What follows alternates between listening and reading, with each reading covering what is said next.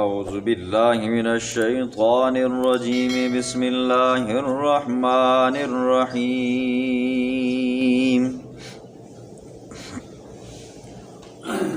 والسارق والسارقة فاقطعوا أيديهما جزاء بما كسبا نكالا من الله والله عزيز حكيم فمن تاب من بعد ظلمه وأصلح فإن الله يتوب عليه ان اللہ غفور رحیم الم تعلم ان اللہ له ملک السماوات والارض يعذب من يشاء ويغفر لمن يشاء والله على كل شيء قدير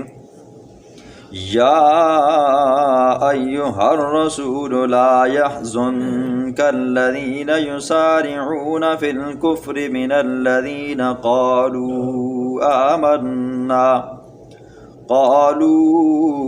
آمنا بأفواههم ولم تؤمن قلوبهم ومن الذين هادوا سماعون للكذب سماعون لقوم آخرين لم يأتوك الآية صدق الله العظيم۔ ماقبل میں آپ نے سنا اللہ رب العزت نے ڈاکوؤں کی سزا کو بیان فرمایا۔ آج اللہ رب العزت چور کی سزا کو بیان فرماتی ہیں۔ فرمایا والسارق والسارقۃ فاقطعوا ایدیہما، چور مرد، والسارقۃ چور عورت، فاقطعوا کاٹو تم، ایدیہما ان دونوں کے ہاتھوں کو، جزاءً یہ سزا ہے بما کسبا جو کام انہوں نے کیے اللہ کی طرف سے، واللہ عزیز حکیم اور اللہ غالب ہے حکمتوں والا۔ حضور صلی اللہ علیہ وسلم کے زمانے کے اندر ڈھال کی چوری ہوئی، تو چونکہ اس ڈھال کی قیمت کے بارے میں صحابہ کرام سے مختلف قسم کی روایات منقول ہیں۔ کسی صحابی نے کہا کہ 3 درہم کی وہ ڈھال تھی، کسی نے کہا 5 درہم کی تھی، کسی نے کہا 10 درہم کی تھی۔ تو چونکہ روایات مختلف ہونے کی وجہ سے فقہاء کے درمیان میں بھی اختلاف ہو گیا۔ اب امام ابو حنیفہ رحمہ اللہ فرماتے ہیں کہ 10 درہم کی چوری ہو یا 10 درہم سے زیادہ کی چوری ہو تو چور کا ہاتھ کاٹا جائے گا۔ پہلی مرتبہ چوری کرے تو اس کا دایاں ہاتھ کاٹا جائے گا، دوسری مرتبہ چوری کرے تو اس کا بایاں کاٹا جائے گا، تیسری مرتبہ چوری کرے تو امام صاحب رحم اللہ فرماتے ہیں کہ اس کو جیل خانے میں ڈالا جائے گا یہاں تک کہ اس کا فیصلہ ہو جائے۔ اور امام شافعی رحم اللہ فرماتے ہیں کہ اگر پہلی مرتبہ چوری کرے تو دایاں ہاتھ کاٹا جائے گا، دوسری مرتبہ چوری کرے تو اس کا بایاں پاؤں کاٹا جائے گا، تیسری مرتبہ چوری کرے تو بایاں ہاتھ کاٹا جائے گا، اور اگر چوتھی مرتبہ چوری کرے تو دایاں پاؤں کاٹا جائے گا۔ یہ فقہاء کے درمیان میں یہ سزائیں ہیں۔ اب یہ سزائیں ہیں جی، یہ اللہ کی طرف سے، آگے اللہ جا کر فرمائیں گے نا جی بالقسط، یہ انصاف کی سزائیں ہیں، یہ کوئی زبردستی یا ظالمانہ جابرانہ سزائیں نہیں ہیں۔ جیسے لوگ جو ذہنی مریض ہیں، جو مغربی تہذیب کو اپنانے کی کوشش کرتے ہیں، وہ یہ کہتے ہیں کہ یہ سزائیں مشکل ہیں، حالانکہ یہ سزائیں کوئی مشکل نہیں ہیں جی۔ چوری تب ہی رک سکتی ہے جب چور کا ہاتھ کاٹا جائے، ورنہ ہر بندہ کیا کرے گا جی، چوری کرے گا، اور دن بدن ہو رہی ہیں۔ سعودی عرب میں یہ چوری کی جو سزا ہے نا جی، ہاتھ کاٹا جاتا ہے تو کافی حد تک بچت ہے جی اس ملک کے اندر۔ پھر اسی طرح کوئی بندہ کسی کو قتل کرتا ہے تو قصاصاً اس کا سر اڑایا جاتا ہے، تو قتل کی بھی بڑی روک تھام ہے جی۔ اور اسی طرح کوئی زنا کرتا ہے تو اس کی بھی حدیں انہوں نے نافذ کی ہوئی ہیں، کافی حد درجے تک ان کے ہاں بڑا امن ہے جی۔ تو دیکھیں جی، جب سزا ہو گئی پھر وہ بندہ پکڑا گیا، اب وہ اس بندے کی سزا معاف نہیں ہو سکتی۔ حضور صلی اللہ علیہ وسلم کے زمانے کے اندر قبیلہ بنوم کی ایک عورت سے چوری ہوئی۔ اب جب چوری ہوئی تو اس کے رشتہ داروں نے سوچا بچی تو ہماری بالغ ہے، اور دوسرا یہ ہے کہ اس نے ابھی تک شادی نہیں کی، اگر اس کی سزا اس کو لگ جاتی ہے، اس کا ہاتھ کاٹا جاتا ہے تو پھر اس کے ساتھ کون شادی کرے گا؟ لہٰذا اس طرح کرتے ہیں کہ اس عورت کو سزا لگنے سے بچاتے ہیں۔ اب انہوں نے سوچا کہ کیسے بچایا جائے، کافی ہیلے بہانے محنتیں کوششیں کی، نظر میں ایسا کچھ نہ آیا۔ ذہن میں خیال آیا کہ حضرت اسامہ بن زید رضی اللہ تعالیٰ عنہ حضور کے بڑے محبوب صحابی ہیں، بڑے محبوب صحابی ہیں، حضور نے ان کو اپنا منہ بولا بیٹا بھی کہا ہے، تو اس طرح کرتے ہیں ان کو سفارشی بناتے ہیں اور ان کو کہیں گے کہ مسئلہ یہ ہے کہ چونکہ بچی ہے اور ہے بھی کنواری ہے، تو اس کا مسئلہ یہ ہے کہ آگے سے شادی کوئی نہیں کرے گا، لہٰذا آپ اللہ کے پیغمبر کے پاس جائیں اور حضور آپ کے ساتھ بڑے پیار سے پیش آتے ہیں، آپ سفارش کریں کہ شاید کہ حضور مان جائیں۔ تو انہی دنوں کے اندر جنگ موتا ہوئی تھی جی، اور جنگ موتا کے اندر حضرت اسامہ رضی اللہ تعالیٰ عنہ کے والد حضرت زید بن حارثہ رضی اللہ تعالیٰ عنہ شہید ہوئے تھے، تو اس اعتبار سے حضور کو اسامہ کے ساتھ مزید محبت آ گئی تھی۔ حضرت اسامہ رضی اللہ تعالیٰ عنہ حضور کی محفل میں گئے، خدمت کرنے لگے۔ خدمت کے دوران باتوں میں حضور کو کہا یا رسول اللہ سننے میں آیا کہ چوری ہوئی ہے۔ حضور نے فرمایا جی ہاں چوری ہوئی ہے۔ کہا یا رسول اللہ کس نے کی ہے؟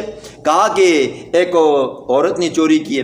کہا یا رسول اللہ اب کیا ہوگا؟ حضور نے فرمایا کہ وہ تو اس کو تو حد لگے گی۔ کہا یا رسول اللہ اس کی تو شادی نہیں ہوئی، تو ظاہر بات اس کا رشتہ نہیں آئے گا۔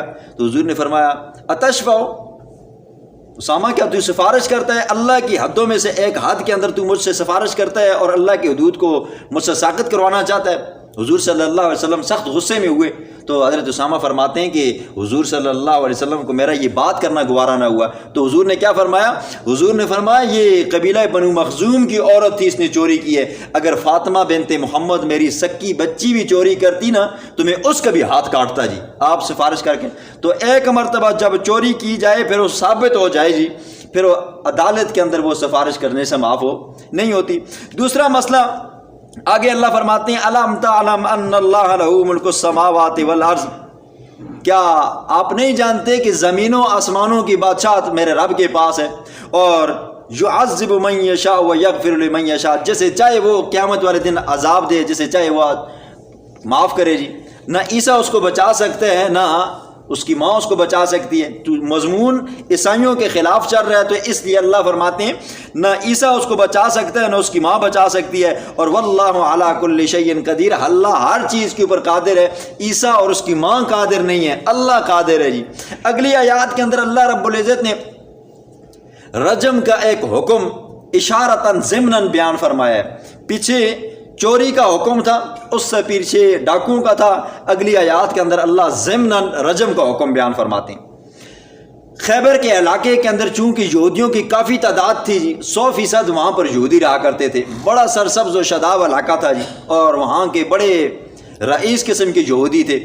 تو ایک اونچے خاندان کا بندہ تھا، اس نے ایک اونچے خاندان کی عورت کے ساتھ زنا کر ڈالا جی، اور تھے بھی دونوں شادی شدہ جی۔ اب جب شادی شدہ تھے تو غریبوں نے، یہ جو نچلے طبقے کے لوگ تھے، انہوں نے کہا ہماری بچی کے ساتھ یا ہم میں سے کوئی بندہ ایسا کاٹ ڈالے نا جی تو آپ کیا کرتے ہو جی؟ اس بندے کو سنگسار کرتے ہو، قتل کرتے ہو، لہٰذا اب ان کو بھی سزا دی جائے گی۔ اب دھرنا ہوا تو جو بڑے بڑے ان کے مولوی تھے، جو ان کے سرکردہ لوگ تھے، تو انہوں نے کہا اب تو احتجاج ختم نہیں ہوتا، لہٰذا ہمیں آپس میں مشورہ کرنا چاہیے۔ اب مشورہ کیا تو کہا کہ ان لوگوں کا منہ بھی بند کرنا ہے اور اپنے بندے کو بھی بچانا ہے جی، تو چونکہ بندہ بھی اپنا ہے اور بندی بھی اپنی ہے، اور معاملے کو رفع دفع کرنا ہے تاکہ یہ غریبوں کا منہ بھی بند ہو جائے اور مسئلہ بھی حل ہو جائے۔ تو کیا کرنا چاہیے؟ مشورے میں یہ طے ہوا، کہا دیکھو ہم اس بات کو جانتے ہیں جی، اچھی طرح جانتے ہیں، تورات کے اندر جو جو نشانیاں نبی آخر الزمان کی ہیں نا جی، یہ ساری نشانیاں، یہ ساری علامتیں اس پیغمبر میں پائی جاتی ہیں، لیکن چونکہ اب اپنی شریعت کے مطابق فیصلہ نہیں کرنا، کیونکہ ہماری تورات تو یہ کہتی ہے جو بندہ زنا کرے، شادی شدہ ہو، تو اس کو کیا کرنا ہے جی؟ رجم کرنا ہے۔ تو ہماری شریعت چونکہ زیادہ سخت ہے، دیکھو ان کی شریعت بڑی سخت تھی جی، ان کی شریعت کے اندر بندے کے پاس اگر پانی نہیں ہے تیمم نہیں کر سکتا تھا جی، جو ہو جائے اس نے پانی ہی کے ساتھ کیا کرنا جی، وضو کر کے نماز پڑھنی۔ ان کی شریعت کے اندر بندہ مرنے کے قریب ہے نا جی، اور پاس پانی پڑا ہوا ہے، ٹھنڈا یخ ہے جی، اور اگر وہ پانی استعمال کرتا ہے تو مر جائے گا، تو ان کی شریعت کے اندر تیمم کرنے کی پھر بھی اجازت نہیں تھی۔ ہماری شریعت کے اندر تو اس کی بھی اجازت ہے جی، بندے کا ہاتھ شال ہونے کا خطرہ ہے یا جسم کا شال ہونے کا خطرہ ہے یا بیماری کے بڑھ جانے کا خطرہ ہے تو ہماری شریعت کہتی ہے آپ تیمم کر سکتے ہو۔ پھر اسی طرح ان کی شریعت کے اندر نماز کا وقت ہوتا تو وہ نماز اپنی عبادت گاہوں کے اندر پڑھا کرتے تھے، ارد گرد نہیں پڑھ سکتے تھے۔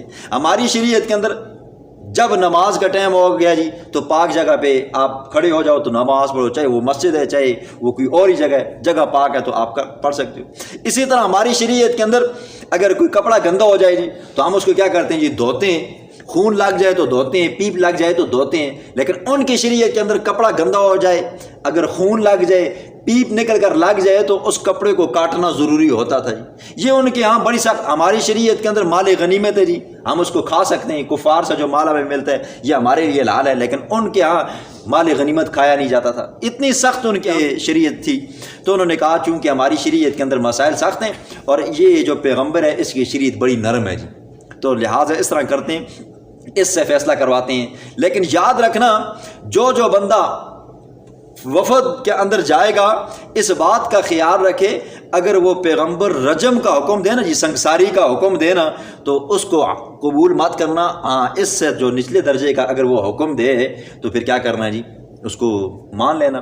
اب یہ جو یہودی خیبر کے علاقے سے اٹھ کر حضور صلی اللہ علیہ وسلم کے پاس گئے مدینہ کے اندر، تو کہا ہماری شریعت کے اندر ہمارے دو بندوں سے یہ کام ہو چکا ہے تو آپ کی شریعت کیا کرنا چاہتی ہے، ہم چونکہ فیصلہ آپ سے کروانا چاہتے ہیں۔ اب حضور کے پاس جب مدینے میں گئے نا جی تو مدینے کے اندر یہودی بھی تھے اور کچھ مشرک بھی تھے، کچھ منافقین بھی تھے، اسی طرح مسلمان بھی تھے، کافر بھی تھے جی۔ سب کو پتہ چلا کہ آج یہودی خیبر سے آئے ہیں جی، تو بڑی زور و شور کے ساتھ یہ بات پھیل گئی کہ یہودیوں کا مقدمہ حضور کے پاس ہے، کافروں کا مقدمہ مسلمانوں کے پیغمبر کے پاس ہے۔ تو ہر بندہ یہ خوشی میں تھا، دیکھتے ہیں کیا فیصلہ ہوتا ہے جی۔ تو چونکہ بات جب نئی ہو جائے نا جی، پورے محلے کے اندر پورا محلہ جمع ہو جاتا ہے۔ اب صبح کا وقت تھا نا جی، حضور صلی اللہ علیہ وسلم نے کہا اپنے عالم کو بلایا جائے جی۔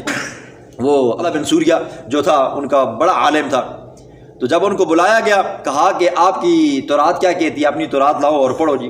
وہ پڑھنے لگا، ان کا عالم پڑھتے پڑھتے جب وہ رجم کا حکم آیا تو اس نے وہاں پر ہاتھ رکھا اور آگے چلا گیا۔ حضرت عبداللہ بن سلام رضی اللہ تعالیٰ عنہ چونکہ اس وقت وہ مسلمان ہو چکے تھے اور یہ تورات کے حافظ تھے جی، کہا یا رسول اللہ، اللہ کے دشمن نے تورات کا حکم کھا گیا ہے جی، اس نے نہیں پڑھا۔ حضور صلی اللہ علیہ وسلم نے فرمایا دیکھو اگر آپ میرے پاس فیصلہ کروانے کے لیے آئے ہو تو یہ بتاؤ جب شادی شدہ زنا کاٹ ڈالے تو تمہاری تورات کیا کہتی ہے؟ سب نے کہا جی ہماری تورات تو یہ کہتی ہے کہ اسے سنگسار کیا جائے، رجم کیا جائے۔ جب اس عالم سے پوچھا گیا تو اس نے بھی کہا جی یہی ہے۔ تو اللہ فرماتے ہیں لہم فی الدنیا خزی، اللہ فرماتے ہیں ان کے لیے دنیا میں بھی رسوائی ہے جی۔ جب سب کافروں نے دیکھا، منافقوں نے دیکھا، مشرکوں نے دیکھا، یہودیوں نے دیکھا نا جی کہ یہودیوں کا اپنا عالم جھوٹ بول رہا ہے اور سب کے سامنے جھوٹ پکڑا گیا، تو اللہ فرماتے ہیں دنیا میں بھی رسوائی ہے، وَلَهُمْ فِي الْآخِرَةِ عَذَابٌ عَظِيمٌ، ان کے لیے آخرت میں بھی کیا ہے جی، بڑا عذاب ہے۔ خیر وہاں پر یہ فیصلہ ہوا، حضور صلی اللہ علیہ وسلم نے مدینہ طیبہ کے اندر اس یہودی مرد کو، اس یہودی عورت کو، دونوں کو رجم کیا اور وہاں سے یہودی منہ بنا کر واپس خیبر کے اندر آئے۔ تو جو وہاں کے جو نچلے طبقے کے جو یہودی تھے انہوں نے کہا اگر یہیں پر تم یہ فیصلہ کر ڈالتے تو وہاں پر جاتے تمہاری اتنی بےزتی نہ ہوتی جی۔ تو چونکہ کہا نا وہ بھی یہودی تھے، کہا یہ کیا ہوا جی، ذلت ہی ذلت ہوئی، اللہ نے دنیا میں بھی رسوا کیا، آخرت کے انجام بھی ان کا بہت برا ہے۔ آگے اللہ فرماتے ہیں سماعون للکذب اکالون للسحت، کان لگا لگا کر غور سے سنتے ہیں جی، خوب غور سے سنتے ہیں، جھوٹی باتیں ان کو اتنی میٹھی لگتی ہیں تو ان کو کان لگا لگا کر سنتے ہیں۔ کالون للسحت، کھاتے ہیں سحت۔ اب دیکھیں جی دو لفظ ہیں، ایک ہے رشوت اور ایک ہے سحت۔ رشوت ہر وہ پیسہ جو آپ کام کروانے کے لیے دیتے ہو، آپ کا کوئی کام پھنسا ہوا ہے تو آپ کسی بندے کو دیتے ہو، آپ کام نکلوانا چاہتے ہو تو آپ کسی بندے کو دیتے ہو، عام پولیس والے کو دیتے ہو، آپ اور کسی بندے کو دیتے ہو اور اپنا کام نکلواتے ہو، تو اس کو کیا کہتے ہیں جی، رشوت۔ اور اس کے مقابلے میں سحت آتا ہے۔ سحت اس کو کہتے ہیں کہ قاضی اور جج کو جو پیسہ دیا جاتا ہے، فیصلہ الٹ کرنے کے مقابلے میں الٹ کرنا ہو تو جو قاضی اور جج کو پیسے دیے جاتے ہیں اس کو سخط کہتے ہیں۔ اللہ کے پیغمبر نے فرمایا الراشی والمرتشی کلاہما فی النار، رشوت دینے والا بھی جہنمی ہے اور رشوت لینے والا بھی جہنمی ہے۔ دوسری روایت میں آتا ہے الراشی والمرتشی والرائش بینہما، رشوت دینے والا بھی جہنمی ہے اور رشوت لینے والا بھی جہنمی ہے، اور ان کے درمیان میں دلالی کرنے والا، والرائش دلالی کرنے والا بھی۔ اب دیکھیں جی، ایک ہے رشوت وہ جو آپ دوسرے کا حق مارنے کے لیے دیتے ہو، تو یہ والی کیا ہے جی، رشوت حرام ہے۔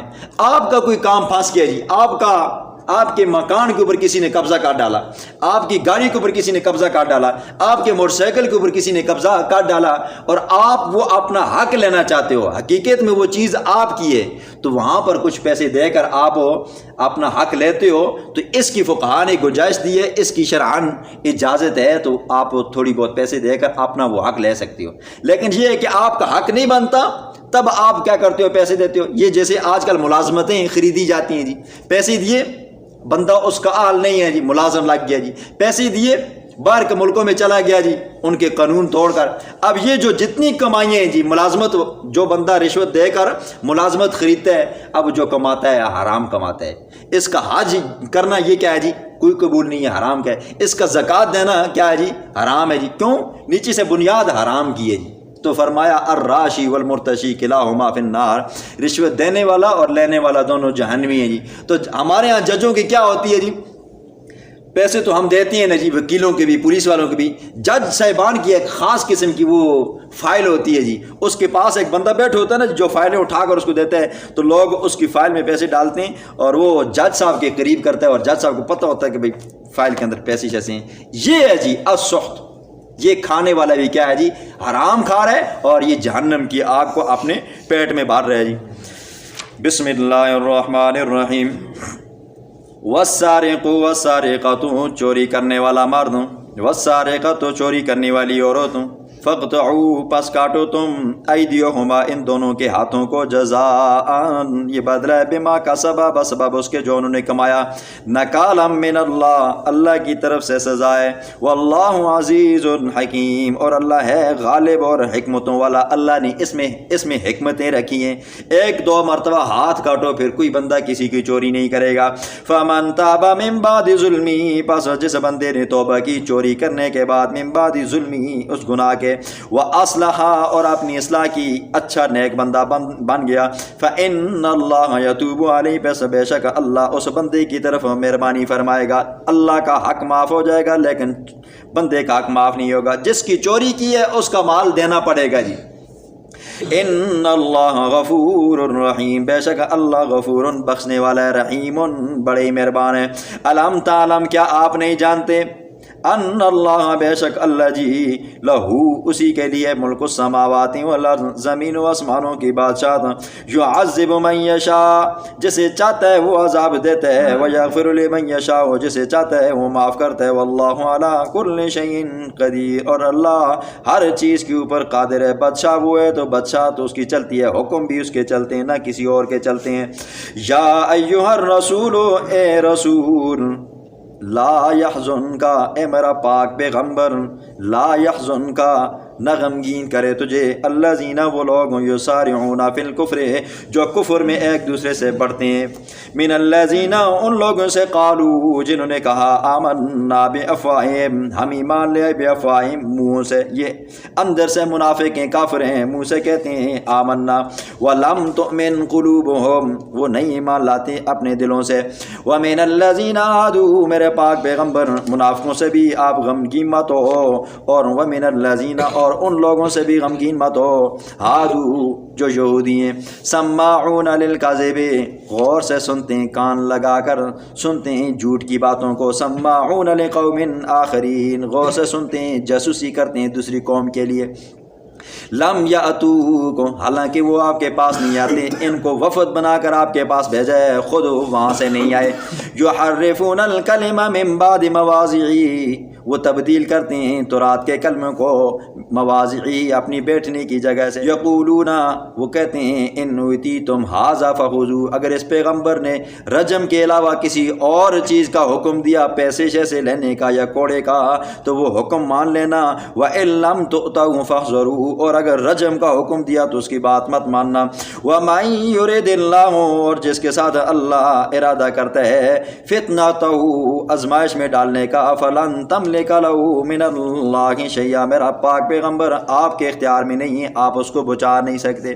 اللہ فرماتے ہیں میرے پاک پیغمبر آپ کے اختیار میں نہیں ہے، جس کو تیرا رب گمراہی میں مبتلا کرے یا آزمائش میں مبتلا کرے تو آپ اس بندے کو بچا نہیں سکتے۔